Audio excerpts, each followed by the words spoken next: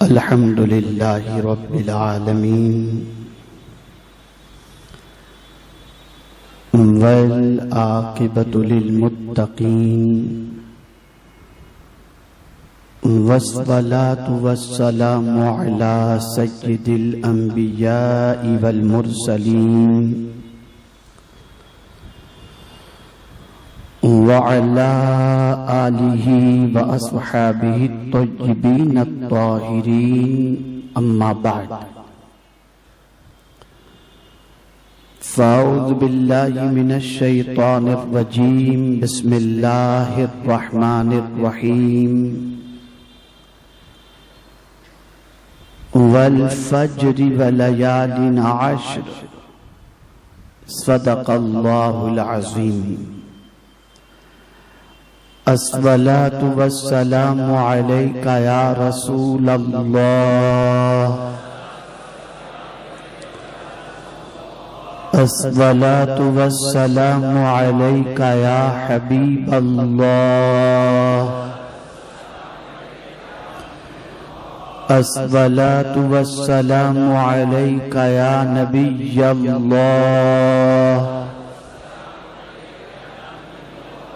الصلاة والسلام عليك يا نور الله وعلى آلك وأصحابك يا حبيب الله صلى الله تعالى عليك وسلم.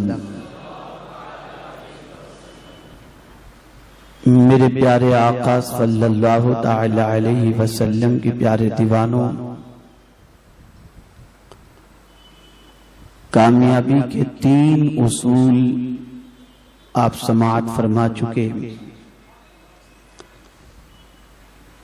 لیکن آج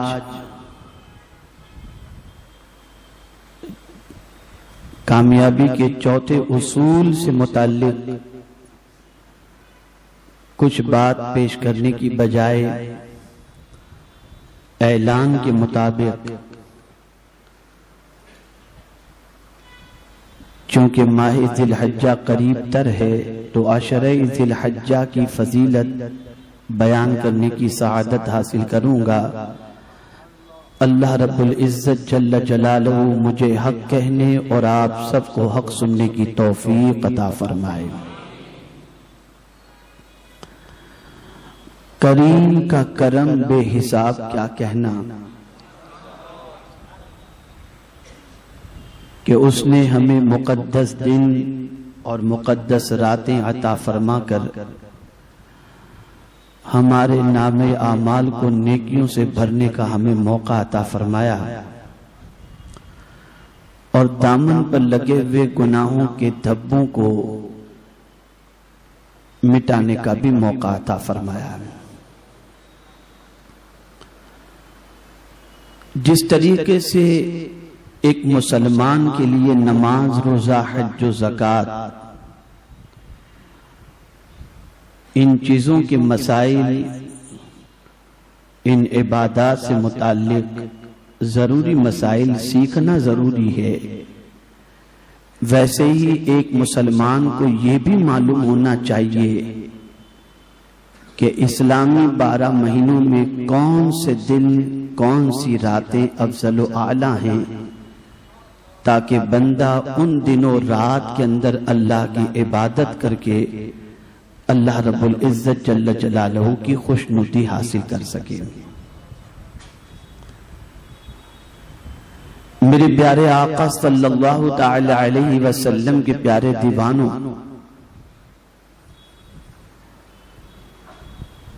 قرآن مقدس میں سورہ فجر کی ابتدائی 2 آیتوں کی تلاوت کا میں نے شرف حاصل کیا.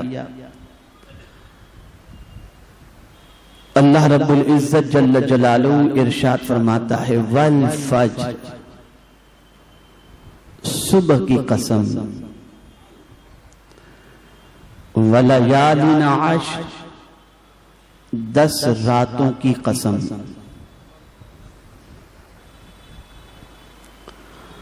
فجر سے مراد کیا ہے؟ صبح سے مراد کون سی صبح ہے؟ 10 راتوں سے مراد کون سی 10 راتیں ہیں جس کی قسم اللہ رب العزت جل جلالہ نے قرآن مقدس میں یاد فرمائی؟ قسم اسی چیز کی اللہ عز و جل قرآن مقدس میں یاد فرماتا ہے جو چیز عظمت والی ہو. اور دنیا میں بھی انسان اگر کسی چیز کے سلسلے میں قسم کھاتا ہے تو جو اس کے نزدیک بہت عظمت والی ہے اسی کی وہ قسم کھاتا ہے. تو اللہ عز و جل نے فجر کی قسم یاد فرمائی. تو کون سی فجر، کون سی صبح، اور پھر فجر کی قسم کیوں یاد فرمائی؟ تو میرے پیارے آقا صلی اللہ تعالی علیہ وسلم کے پیارے دیوانوں، مفسرین کے کئی اقوال اس سلسلے میں موجود ہیں. سب سے پہلے تو مطلق فجر کو اگر لیا جائے، صبح کو لیا جائے، تو چونکہ صبح کا وقت ہوتا ہی ایسا ہے کہ روزی کی تقسیم کا وقت، مغفرت کا مزدے جاں فضا سنانے کا وقت، اللہ والوں کا استغفار کرنے کا وقت، تو یہ صبح کا وقت جو ہے اگر فجر سے مراد مطلق فجر اور مطلق صبح ہے تو اس سے ہر صبح مراد ہے، اس لیے کہ یہی وہ وقت ہے جس وقت ساری مخلوق اللہ عز و جل کی نعمتوں کے حصول کے لیے اپنا آرام چھوڑ کر کے اپنے اپنے علاقے سے نکل پڑتے ہیں. بعض مفسرین فرماتے ہیں کہ فجر سے مراد جمعۃ المبارکہ کی فجر، کہ جمعۃ المبارکہ کی فجر یعنی سید الایام جو ہے، دنوں کا جو سردار ہے وہ جمعہ ہے. تو جمعہ کی فجر کی قسم یاد فرما کر اللہ عز و جل جمعہ کی فجر کی اہمیت لوگوں کے دلوں میں بٹھانا چاہتا ہے. بعض مفسرین کا قول یہ ہے کہ فجر سے مراد یوم عرفہ کی فجر ہے، اس لیے کہ یوم عرفہ کو حجاج کرام منی سے عرفات کے میدان کے لیے جب نکلنے کا ارادہ کرتے ہیں تو وہ فجر کی نماز پڑھ کر رخت سفر عرفات کے میدان کے لیے باندھ لیتے ہیں. تو اب اس وقت یعنی یوم عرفہ کی فجر، اس کی قسم مولا یاد فرما کر اس دن کی فجر کی لوگوں کو سامنے عظمت کو اجاگر فرما رہا ہے. تو ایک فجر سے مراد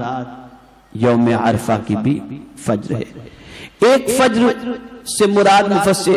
مراد مفسرین ایک یہ بھی لیتے ہیں کہ 10 ذی الحجہ کی فجر، کہ جو حج کے لیے نہیں گئے ہیں وہ اللہ عز و جل کی بارگاہ کے اندر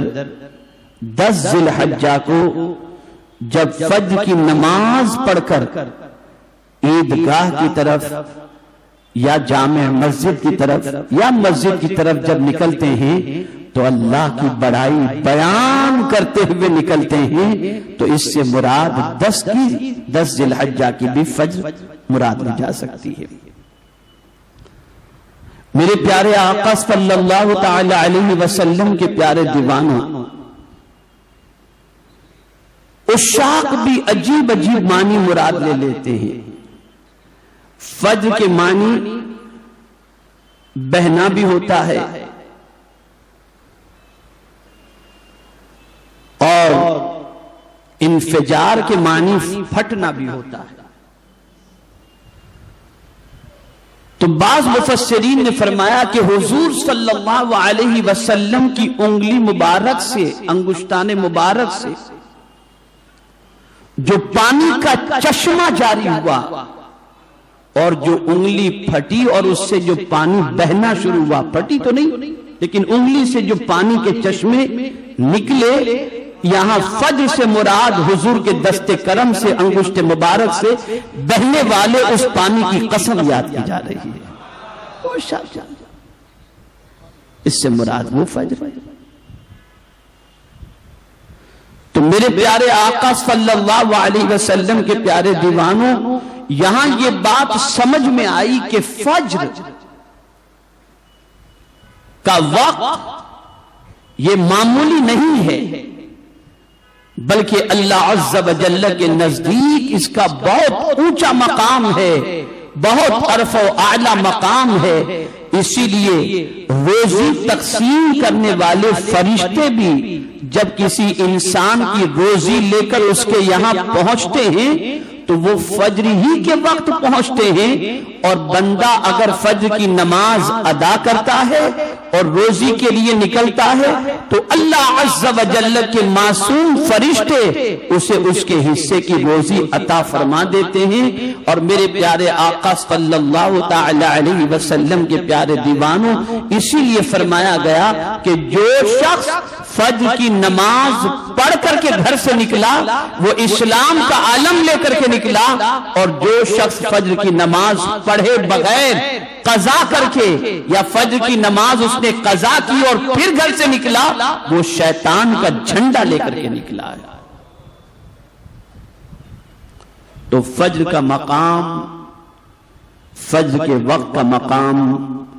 بہت عرف و اعلیٰ ہے۔ تو قرآن مقدس میں اللہ عز و جل نے فجر کی قسم یاد فرمائی، اور اس کے بعد رب العزت جل جلالہ نے فرمایا وَلَيَالٍ عَشْرٍ، 10 راتوں کی قسم۔ عرب کے اندر کبھی رات بول کر کے دن بھی مراد لیا جاتا ہے، تو بے شمار مفسرین وَلَيَالٍ عَشْرٍ سے مراد عشرہ ذی الحجہ، یعنی ذی الحجہ کی جو 10 راتیں ہیں، چاند رات سے لے کر کے جو 10 راتیں آتی ہیں عید الاضحیٰ تک کی، مفسرین فرماتے اللہ عز و جل نے ان 10 راتوں کی قسم یاد فرمائی۔ یہ 10 راتیں اتنی اللہ کے نزدیک افضل و اعلیٰ ہیں۔ ان 10 راتوں کے مقام کو سمجھو، ان 10 دنوں کی عظمت کو سمجھو، اور ان 10 دنوں کے احترام کو بجا لانے کی کوشش کرو، اس لیے کہ جہاں بہت ساری چیزیں سیکھنا ضروری ہے، وہیں پر اللہ عز و جل نے جن دنوں رات کی عظمتوں کو بیان فرمایا ہے اس کے بارے میں جاننا بھی ہر مسلمان کے لیے ضروری ہے۔ اب آئیے حدیث مبارکہ کی روشنی میں 10 راتوں کی فضیلت کے حوالے سے سماعت فرمائیں۔ یہ بات یاد رکھیں کہ ماہ ذو الحجہ یہ اسلامی سال کا آخری مہینہ ہے، اور قرآن مقدس میں جن 4 مہینوں کو حرمت والا مہینہ فرمایا گیا ان میں ماہ ذو الحجہ بھی ہے۔ اب اس کی فضیلت حدیث شریف میں کیا ہے؟ رسول گرامی وقار صلی اللہ علیہ وسلم ارشاد فرماتے ہیں سید الشہر شہر رمضان وَأَعْظَمُهَا حُرْمَةُ ذُو الْحِجَّةِ، یہ بہقی شریف کی حدیث مبارکہ ہے۔ آقا کریم صلی اللہ علیہ وسلم نے ارشاد فرمایا تمام مہینوں کا سردار ماہ رمضان ہے۔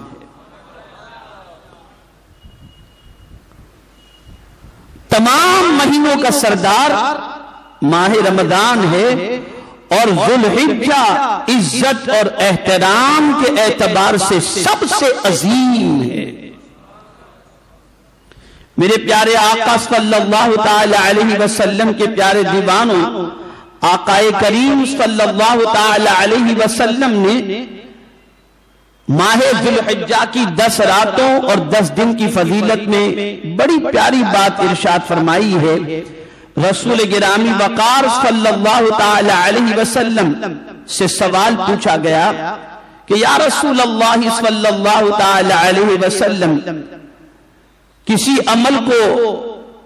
رسول اعظم صلی اللہ تعالی علیہ وسلم سے حضرت عبداللہ ابن عباس رضی اللہ تعالی عنہما روایت کرتے ہیں کہ رسول اللہ صلی اللہ علیہ وسلم نے فرمایا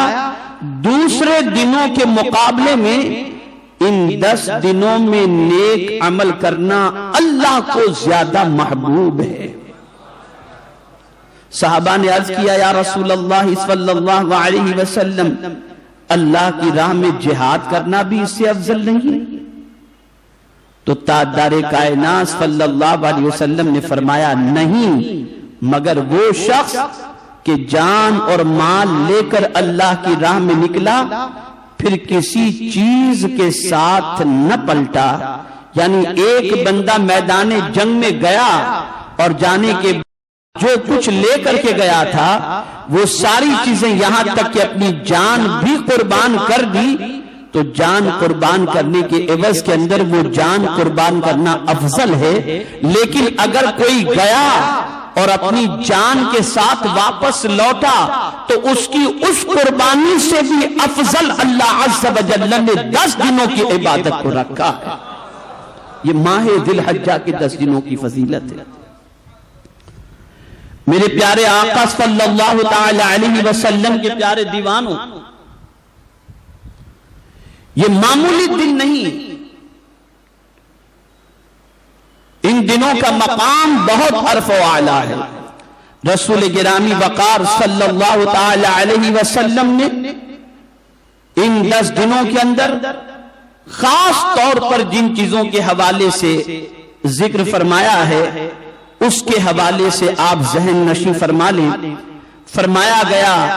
قرآن مقدس میں اللہ عز و جل نے بھی ارشاد فرمایا وَيَذْكُرُ اسْمَ اللَّهِ فِي أَيَّامٍ مَعْلُومَاتٍ، اور اللہ کا نام لیں جانے ہوئے دنوں میں، یعنی وہ دن جن کی عظمتیں قرآن مقدس اور احادیث رسول میں مسلم ہیں، ان دنوں میں کیا کرو؟ اللہ کا ذکر کثرت سے کرو۔ اللہ تعالیٰ کی یاد کثرت سے کرنے کا حکم قرآن مجید میں یوں تو بار بار دیا گیا ہے، لیکن آپ دیکھیں کہ خاص طور پر ایام تشریق جو ہیں، 9 ذی الحجہ کی صبح سے لے کر 13 کی عصر تک ہر مسجد کے اندر جماعت سے نماز پڑھنے والا بندہ تکبیر تشریق پڑھتا ہے، اللہ اکبر اللہ اکبر، لا الہ الا اللہ واللہ اکبر، اللہ اکبر وللہ الحمد۔ تو آخر یہ 5 دنوں تک اللہ کا ذکر اتنا کثرت سے کیوں کیا جاتا ہے؟ وجہ یہی ہے کہ اللہ عز و جل نے ارشاد فرمایا ہے کہ ان جو ہے ایام جو معلومات ہیں اس میں اللہ کا ذکر کثرت سے کرو، تو یہ ذکر کرنا میرے مصطفیٰ جان رحمت کی سنت مبارکہ ہے۔ میرے پیارے آقا صلی اللہ تعالی علیہ وسلم کے پیارے دیوانوں، اسی طریقے سے آپ دیکھیں حضرت عبداللہ ابن عباس رضی اللہ تعالی عنہما بیان کرتے ہیں کہ تاجدار کائنات صلی اللہ علیہ وسلم نے فرمایا، غور سے سماعت فرمائیں، کوئی دن اللہ کے نزدیک ان 10 دنوں سے افضل نہیں، اور ان دنوں کا عمل اللہ کو سب سے زیادہ پسند ہے۔ اب ان 10 دنوں میں کیا کرنا چاہیے؟ حضور صلی اللہ علیہ وسلم کیا ارشاد فرماتے، سماعت فرمائیں۔ آقا کریم صلی اللہ علیہ وسلم نے فرمایا پس تم ان ایام میں لا الہ الا اللہ اور اللہ اکبر کی کثرت کیا کرو، کیونکہ یہ دن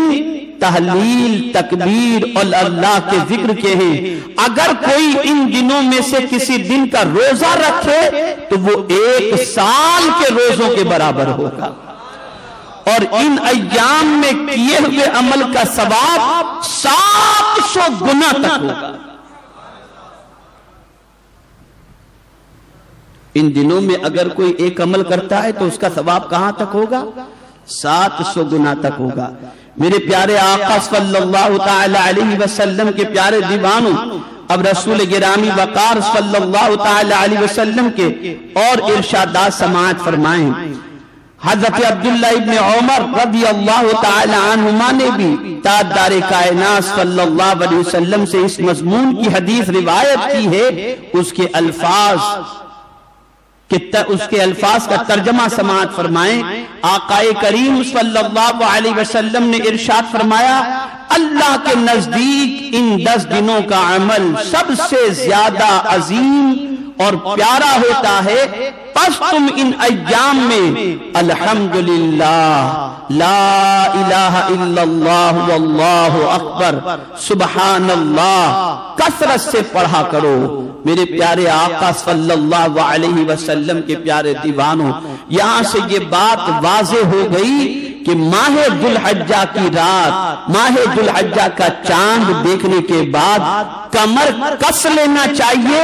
اور زبان کو لغویات سے بچا کر اللہ کے ذکر کی طرف مائل ہو جانا چاہیے۔ آخر سوال یہ پیدا ہوتا ہے کہ یہ عشرہ ذی الحجہ میں کثرت سے اللہ عز و جل کے ذکر کا حکم کیوں دیا گیا؟ حضور صلی اللہ علیہ وسلم نے کیوں فرمایا؟ میرے پیارے آقا صلی اللہ علیہ وسلم کے پیارے دیوانوں، حجاج کرام کے قافلے مکہ مکرمہ ان دنوں میں پہنچ جاتے ہیں، اور حجاج کرام مکہ مکرمہ میں پہنچ کر کوئی کعبے کا طواف کر رہا ہوتا ہے، کوئی تلبیہ پڑھ رہا ہوتا ہے، کوئی تلاوت کر رہا ہوتا ہے، کوئی رب قدیر جل جلالہ کی بارگاہ کے اندر سجدہ اور گریہ زاری کر رہا ہوتا ہے۔ تو جو خوش نصیب وہاں پہنچ گئے وہ وہاں پہنچ کر اللہ کا ذکر کرتے ہیں، تم یہاں بیٹھ کر اللہ کے ذکر میں لگ جاؤ تاکہ اللہ ان کے ذکر کے صدقے میں تمہارے ذکر کو بھی قبول فرما لے۔ میرے پیارے آقا صلی اللہ تعالی علیہ وسلم کے پیارے دیوانوں، آقا کریم رؤوف الرحیم علیہ التحیۃ والتسلیم نے بڑی پیاری بات ارشاد فرمائی۔ رسول گرامی وقار صلی اللہ تعالی علیہ وسلم عشرہ ذی الحجہ کے روزے، یعنی عید کے دن کا روزہ چھوڑ کر باقی کے 9 دنوں کے روزے آقا کریم صلی اللہ علیہ وسلم نے کبھی نہیں چھوڑے۔ میرے پیارے آقا صلی اللہ تعالی علیہ وسلم کے پیارے دیوانوں، 10 محرم کا روزہ بھی کبھی سرکار صلی اللہ تعالی علیہ وسلم نے ترک نہیں فرمایا، اور اسی طریقے سے آقا کریم صلی اللہ تعالی علیہ وسلم ہر ماہ کے 3 روزے 13، 14 اور 15 کے روزے سرکار صلی اللہ تعالی علیہ وسلم نے کبھی ترک نہیں فرمائے، اور فجر سے پہلے، فجر کی فرض سے پہلے 2 سنتیں بھی رسول اعظم صلی اللہ علیہ وسلم نے کبھی ترک نہیں فرمائی ہیں۔ میرے پیارے آقا صلی اللہ تعالی علیہ وسلم کے پیارے دیوانوں، ماہ حج کے پہلے 9 دنوں کے روزے رکھنا حضور صلی اللہ علیہ وسلم سے ثابت ہے۔ میرے پیارے آقا صلی اللہ تعالی علیہ وسلم کے پیارے دیوانوں، عبادت کے لیے تمام دنوں میں اللہ تعالیٰ کو عشرہ ذی الحجہ کے ایام زیادہ محبوب ہیں۔ آپ باقی دنوں میں عبادت کریں، وہ عبادت تو اللہ کو پسند ہے ہی، لیکن اگر کوئی بندہ عشرہ ذی الحجہ میں عبادت کرتا ہے تو اس کا عشرہ ذی الحجہ میں عبادت کرنا اللہ کو دوسرے مہینوں کے مقابلے میں زیادہ محبوب ہے، وہ اللہ کو زیادہ پسند ہے۔ میرے پیارے آقا صلی اللہ تعالی علیہ وسلم کے پیارے دیوانوں، ضرورت اس امر کی ہے کہ ہم ان دنوں کے اندر عبادت اور ریاضت کے اندر اپنے اوقات کو گزارنے کی کوشش کریں، اور ساتھ ہی ساتھ رسول گرامی وقار صلی اللہ علیہ وسلم کی عادت مبارکہ کے مطابق عشرہ ذی الحجہ کے روزے اور شب بیداری کا اجر تاجدار کائنات صلی اللہ تعالی علیہ وسلم جہاں عشرہ ذی الحجہ کے دن میں روزے کی فضیلت بیان فرماتے ہیں، وہیں عشرہ ذی الحجہ کی راتوں کو جاگ کر اللہ کی عبادت کرنے کی بھی فضیلت ہے، یہاں تک کہ بعض روایتوں میں یہ بھی ملتا ہے کہ عشرہ ذی الحجہ کی رات میں عبادت کرنا یہ لیلۃ القدر کو پانے کے مترادف ہے۔ بڑا اونچا مقام ہے میرے پیارے آقا صلی اللہ تعالی علیہ وسلم کے پیارے دیوانوں۔ آقا کریم صلی اللہ تعالی علیہ وسلم کے حوالے سے امام شافعی رحمت اللہ تعالی علیہ بڑی پیاری بات فرماتے ہیں کہ امام شافعی رحمت اللہ تعالی علیہ فرماتے ہیں کہ رسول گرامی وقار صلی اللہ تعالی علیہ وسلم عشرہ ذی الحجہ کی راتوں کو عبادت کرنا اور شب بیداری کرنا یہ پسند فرماتے تھے۔ میرے پیارے آقا صلی اللہ تعالی علیہ وسلم کے پیارے دیوانوں، اور خود امام شافعی رحمت اللہ تعالی علیہ کا عمل کیا تھا؟ تو عشرہ ذی الحجہ کی راتوں میں بڑی محنت سے شب بیداری کیا کرتے تھے اور فرماتے تھے، جملہ یاد رکھو، اور فرماتے تھے ان 10 راتوں میں اپنے گھروں کے چراغ نہ بجھایا کرو، اپنے گھروں کے چراغ نہ بجھایا کرو، اس لیے کہ اندھیرا ہو جائے گا تو تلاوت کیسے کرو گے؟ اندھیرا ہو جائے گا تو عبادت کیسے کرو گے؟ تو رات کو چراغ جلائے رکھو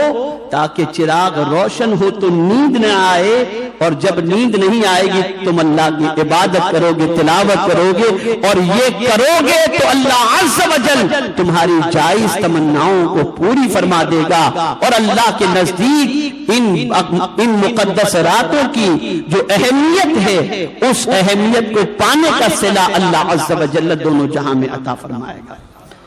میرے پیارے آقا صلی اللہ تعالی علیہ وسلم کے پیارے دیوانوں، اب مخصوص عمل کہ عشرہ ذی الحجہ میں کیا کرنا چاہیے آپ نے یہ بھی سن لیا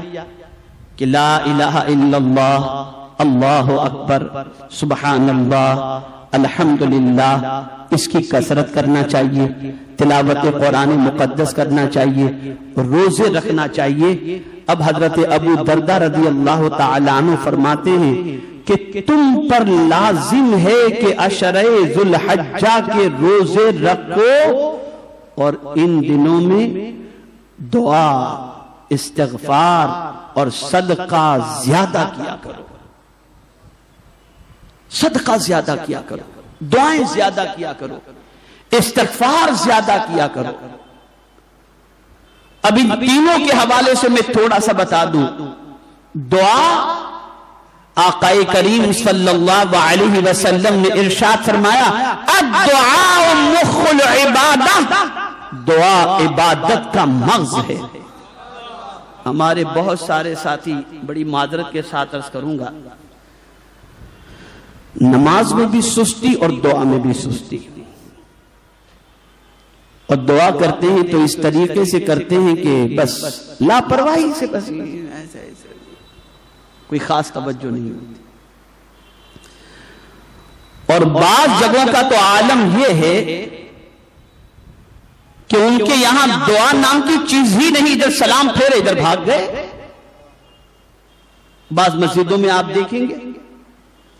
سیدنا غوث پاک رضی اللہ المولا تبارک و تعالی عنہ ارشاد فرماتے ہیں ایک بندہ مسجد میں نماز ادا کیا اور نماز ادا کرنے کے بعد بغیر دعا کیے وہ مسجد سے نکلا، اللہ کی رحمت اس بندے کو دیکھ رہی تھی کہ ہو سکتا ہے مسجد سے نکلنے سے پہلے وہ اللہ سے مانگ لے، دعا کر لے، لیکن جب وہ بندہ دعا کیے بغیر مسجد سے نکل جاتا ہے تو پھر اللہ عز و جل کی جانب سے ندا آتی ہے میرے بندے اگر تجھے مجھ سے مانگنے میں شرم آتی ہے تو مجھے بھی تیری عبادت قبول کرنے میں حیا آتی ہے۔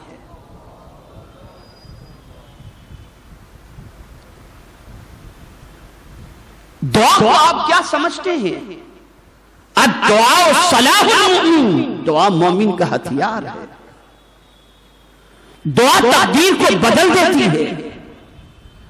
دعا انسان کی پریشانیوں کے ازالے کا سبب بن جاتی ہے۔ اور کبھی ایسا بھی ہوتا ہے کہ میرے پیارے آقا صلی اللہ تعالی علیہ وسلم کے پیارے دیوانوں، لب سے نکلی ہوئی دعا باب اجابت سے اس طرح سے ٹکراتی ہے کہ پلک کے جھپکتے اس کے سارے بگڑے کام بنتے چلے جاتے ہیں۔ ابھی کل ہی کے سفر میں میں نے اپنے ساتھیوں کو ایک تھاٹ، ایک مقولہ اپنی طرف سے میں نے پیش کیا۔ میں نے بتایا کہ بزرگوں کا ادب کرو۔ کیا کہا؟ بزرگوں کا ادب کرو، ان کی لگ جائے گی، ان کی بولیے لگ جائے گی نظر یا دعا۔ آپ نے اگر بزرگوں کا ادب کیا نا تو یا ان کی نظر لگ جائے گی یا ان کی دعا لگ جائے گی، اور جب وہ دعا یا نظر دونوں میں سے کوئی چیز لگ جائے گی تو بگڑے ہوئے سارے کام اللہ بنا دے گا، سارے بنا دے گا۔ تو دعا اللہ کو بہت پسند ہے، اور خاص طور پر بے قراروں کی دعا، مظلوم، بیمار، جو جتنا زیادہ ستایا ہوا ہے اس کی دعا کی طاقت اتنی ہی زیادہ ہے۔ میں آپ کو بتاؤں، بیمار جب دعا کرتا ہے نا تو اس کی دعا پر فرشتے آمین کہتے ہیں، فرشتے آمین کہتے ہیں۔ ہمارے یہاں بڑی معذرت کے ساتھ کہ دعا کے اندر بھی انسان اپنے مولا سے لو نہیں لگاتا، بس رسمی طور پر بس کیا چلا گیا، ختم۔ تو حضرت ابو درداء رضی اللہ تعالی عنہ فرماتے ہیں کہ عشرہ ذی الحجہ میں دعا کی کثرت کرو، اور اسی طریقے سے استغفار کی کثرت۔ آپ جانتے ہیں کتنے طاقتور عمل کا نام ہے استغفار، کتنے طاقتور۔ حضور صلی اللہ علیہ وسلم ارشاد فرماتے ہیں من لزم الاستغفار، جس نے استغفار کو لازم پکڑ لیا اللہ اس کے غم کو ہلکا کر دیتا ہے، اس کے کام کو بنا دیتا ہے، اور اسے ایسی جگہ سے روزی عطا کرتا ہے جہاں اس کا گمان بھی نہیں پہنچتا۔ یہ مصطفیٰ پیارے صلی اللہ علیہ وسلم کی حدیث مبارکہ ہے۔ تو عشرہ ذی الحجہ میں استغفار کی کثرت کرو، اور فرمایا گیا حضرت ابو درداء رضی اللہ تعالی عنہ فرماتے صدقے کی کثرت کرو۔ صدقہ بلاؤں کو ٹالتا ہے، مصیبتوں کو ہٹا دیتا ہے، دکھوں کے بادل کو دور کر دیتا ہے۔ آپ جانتے ہیں ام المؤمنین حضرت عائشہ صدیقہ رضی اللہ تعالی عنہ سے آقا کریم صلی اللہ علیہ وسلم نے ارشاد فرمایا اے عائشہ خود کو بچاؤ جہنم سے، اگرچہ کھجور کے ایک ٹکڑے کو صدقہ کر کے، یعنی اگر تم نے کھجور کا ایک ٹکڑا صدقہ کر دیا اس کے عوض میں تم جہنم سے بچ جاؤ گے، اور اگر تمہارے پاس صدقے کے لیے کھجور کا ایک ٹکڑا نہیں ہے تو میرے آقا فرماتے ہیں اچھی بات کہہ دو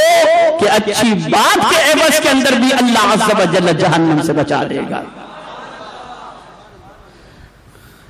مسلمان بھائی سے مسکرا کے ملنا یہ بھی صدقہ ہے، بیوی کے منہ کے اندر حلال کا لقمہ رکھنا یہ بھی صدقہ ہے، یہ سب صدقے کے اندر ہے۔ میرے پیارے آقا صلی اللہ علیہ وسلم کے پیارے دیوانوں، صدقے کی کئی قسمیں ہیں، صدقہ نافلہ، صدقہ واجبہ، یہ ساری چیزیں اس پر پھر کبھی انشاءاللہ العظیم۔ اب آگے سنیے، تاجدار کائنات صلی اللہ تعالی علیہ وسلم کے صحابی حضرت ابو درداء رضی اللہ تعالی عنہ نے فرمایا کہ عشرہ ذی الحجہ کے روزے رکھو اور ان دنوں میں دعا، استغفار اور صدقہ زیادہ کرو، کیونکہ میں نے نبی اکرم صلی اللہ علیہ وسلم سے سنا ہے کہ آقا کریم صلی اللہ علیہ وسلم نے فرمایا اس شخص کے لیے خرابی ہے جو ان 10 دنوں کی خیر و برکت سے محروم رہا. اس شخص کے لیے خرابی ہے. حدیث کے الفاظ ہیں الویل لمن حرم خیر ایام العشر. اس شخص کے لیے خرابی ہے جو ان 10 دنوں کی خیر و برکت سے محروم رہا. پتہ چلا ان برکت والے دنوں کے اندر ہمیں چاہیے کہ ان 10 دنوں کی برکتوں کے حصول کے لیے روزے بھی رکھیں اور ساتھ ہی ساتھ صدقہ و خیرات، کثرت ذکر اور توبہ و استغفار، ان ساری چیزوں کو لازم پکڑیں. ہاں آپ ان روزوں کو فرض کے درجے میں نہ رکھیں،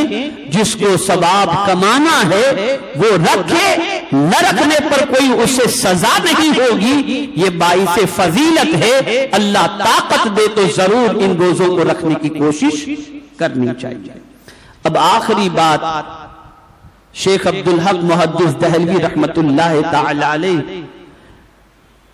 ما ثبت بالسنہ میں فرماتے ہیں کہ لوگ ایک سنت کو ترک کر رہے ہیں. مسلمانوں کو چاہیے کہ اس سنت کو زندہ کریں. جن سنتوں کو مسلمان چھوڑ رہے ہیں ان میں سے ایک سنت یہ بھی ہے کہ جو شخص قربانی کرنا چاہے فرض یا نفل، اس کو مناسب نہیں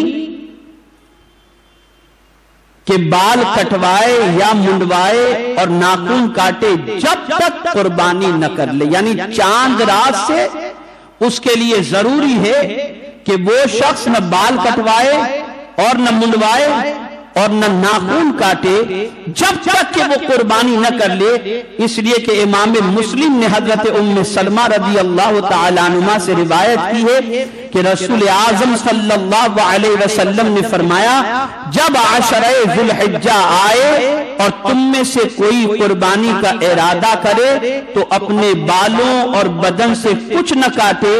ایک روایت میں ہے ہرگز بال نہ منڈوائے اور ناخن نہ کاٹے، اور ایک روایت کے الفاظ اس طرح ہیں کہ جس شخص نے ذی الحجہ کا چاند دیکھا اور قربانی کرنے کا ارادہ کیا تو وہ اپنے بال نہ منڈوائے اور ناخن نہ کاٹے. یہ سنت تو اس کے لیے ہے جو قربانی کرنے کا ارادہ رکھتا ہے. اسے چاہیے کہ ماہ حج کا چاند نکلنے کے بعد اپنے بال اور ناخن وغیرہ نہ منڈوائے اور نہ کٹائے تاکہ سنت پر عمل کر کے اجر و ثواب پائے. لیکن میرے پیارے آقا صلی اللہ علیہ وسلم کے پیارے دیوانوں، وہ شخص جو اپنی مجبوری اور معذوری کی وجہ سے قربانی نہیں کر سکتے، انہیں چاہیے کہ اس حدیث کو خاص طور پر سماعت فرمائیں. حضرت عبداللہ ابن عمر رضی اللہ تعالی عنہ بیان کرتے ہیں تاجدار کائنات صلی اللہ علیہ وسلم نے ایک آدمی سے فرمایا اللہ تبارک و تعالی اس امت کے لیے قربانی کے دن کو عید کا دن قرار دیا ہے. ایک آدمی نے عرض کی مجھے آگاہ فرمائیے کہ اگر میرے پاس عاریتن رکھی ہوئی بکری کے سوا کچھ نہ ہو تو کیا میں قربانی دوں؟ آپ نے فرمایا نہیں. کسی کی بکری موجود ہے اور سرکار اگر میرے پاس اس کے علاوہ کچھ نہیں تو کیا میں اس کی قربانی دوں؟ سرکار نے فرمایا نہیں، تم حجامت کراؤ، ناخن تراشو، مونچھیں پست کرو، زیر ناف بال صاف کرو،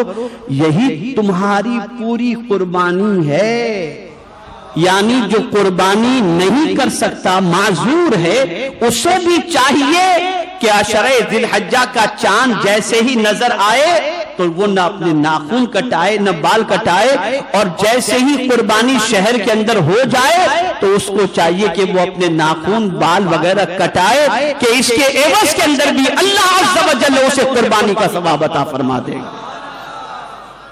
میرے پیارے آقا صلی اللہ تعالی علیہ وسلم کے پیارے دیوانوں، اب ایک آخری بات میرے پیارے آقا صلی اللہ علیہ وسلم کے پیارے دیوانوں سماعت فرمائیں، اور وہ یہ ہے کہ خاص طور پر یوم عرفہ کا روزہ یہ حاجی کے لیے مکروہ ہے، لیکن جو حج کے لیے نہیں جاتے ان کے لیے اس دن کے روزے کی فضیلت یہ ہے کہ اگر کوئی شخص 9 ذی الحجہ کا یعنی یوم عرفہ کا روزہ رکھا، 9 ذی الحجہ کا روزہ رکھا، تو آقا کریم صلی اللہ علیہ وسلم فرماتے ہیں اس کے پچھلے 1 سال اور اگلے 1 سال کے گناہوں کو اللہ عز و جل اس کے ذریعے اس روزے کے عوض میں معاف فرما دیتا ہے۔ تو چاہیے کہ ہم عشرہ ذی الحجہ کا احترام کریں، عشرہ ذی الحجہ میں عبادت و ریاضت کریں، اور جس طریقے سے وہ لوگ جو امام حسین کی محبت کے اندر ماہ محرم کی 10 راتیں اور 10 دنوں تک پکچر نہیں دیکھتے اور گناہوں سے بچتے ہیں، میں عرض کروں گا کہ یوں تو ہمیشہ گانے باجے تماشے اور پکچروں سے بچنا چاہیے، لیکن خاص طور پر